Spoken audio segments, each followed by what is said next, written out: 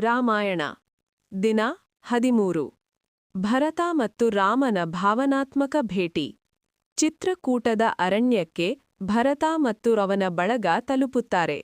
ಅಲ್ಲಿ ರಾಮ, ಸೀತಾ ಮತ್ತು ಲಕ್ಷ್ಮಣರು ಸರಳ ಜೀವನ ನಡೆಸುತ್ತಿರುವುದನ್ನು ನೋಡುತ್ತಾರೆ. ಅಣ್ಣನನ್ನು ಕಂಡ ಕ್ಷಣದಲ್ಲೇ ಭರತನು ಓಡಿಹೋಗಿ ರಾಮನ ಪಾದಗಳಿಗೆ ಬೀಳುತ್ತಾನೆ. ಅವನ ಕಣ್ಣೀರಿನಲ್ಲಿ ನೋವು, ಪ್ರೀತಿ ಮತ್ತು ಪಶ್ಚಾತ್ತಾಪ ಎಲ್ಲವೂ ತುಂಬಿರುತ್ತವೆ. ಅಣ್ಣ, ನೀನು ಇಲ್ಲದೆ ಅಯೋಧ್ಯೆ ಶೂನ್ಯವಾಗಿದೆ, ದಯವಿಟ್ಟು ಮರಳಿ ಬಾ ಎಂದು ಬೇಡಿಕೊಳ್ಳುತ್ತಾನೆ. ರಾಮನು ಶಾಂತವಾಗಿ ಅವನನ್ನು ಎತ್ತಿ ಸಮಾಧಾನ ಪಡಿಸುತ್ತಾನೆ. ಭರತನು ತನ್ನ ತಾಯಿ ಕೈಕೇಯಿಯ ತಪ್ಪನ್ನು ಒಪ್ಪಿಕೊಂಡು ರಾಜ್ಯವನ್ನು ಸ್ವೀಕರಿಸಲು ನಿರಾಕರಿಸುತ್ತಾನೆ. ಆದರೆ ರಾಮನು ಧರ್ಮವನ್ನು ಪಾಲಿಸುವುದರಲ್ಲಿ ದೃಢವಾಗಿರುತ್ತಾನೆ. ತಂದೆಯ ಮಾತು ನನ್ನ ಧರ್ಮ.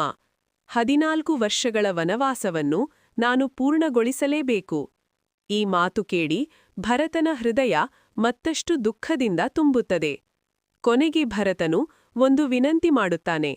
ಅಣ್ಣ, ನೀನು ಮರಳಿ ಬರುವವರೆಗೆ ನಿನ್ನ ಪಾದುಕೆಯನ್ನು ನನಗೆ ನೀಡು.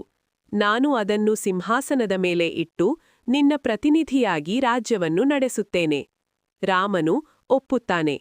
ತನ್ನ ಪಾದುಕೆಯನ್ನು ನೀಡುತ್ತಾನೆ. ಭರತನು ಅದನ್ನು ಭಕ್ತಿಯಿಂದ ಸ್ವೀಕರಿಸಿ ಅಯೋಧ್ಯೆಗೆ ಹಿಂತಿರುಗುತ್ತಾನೆ.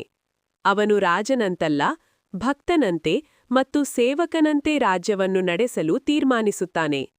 ಈ ಘಟನೆಯ ಸಂದೇಶ: ನಿಜವಾದ ನಾಯಕತ್ವ ಎಂದರೆ ಅಧಿಕಾರವಲ್ಲ, ಹೊಣೆಗಾರಿಕೆ. ಧರ್ಮ ಮತ್ತು ವಾಗ್ದಾನವನ್ನು ಯಾವ ಪರಿಸ್ಥಿತಿಯಲ್ಲೂ ಪಾಲಿಸಬೇಕು. ಸಹೋದರ ಪ್ರೀತಿ ಅತ್ಯಂತ ಶುದ್ಧ ಮತ್ತು ನಿಷ್ಕಪಟ. ಈ ಮಾಹಿತಿ ನಿಮಗೆ ಉಪಯುಕ್ತವಾಗಿದೆ ಎಂದು ಭಾವಿಸುತ್ತೇನೆ. ವಿಡಿಯೋ ಇಷ್ಟವಾದಲ್ಲಿ ಲೈಕ್ ಮಾಡಿ, ಶೇರ್ ಮಾಡಿ ಮತ್ತು ಚಾನೆಲ್ಗೆ ಸಬ್ಸ್ಕ್ರೈಬ್ ಮಾಡುವುದು ಮರೆಯಬೇಡಿ.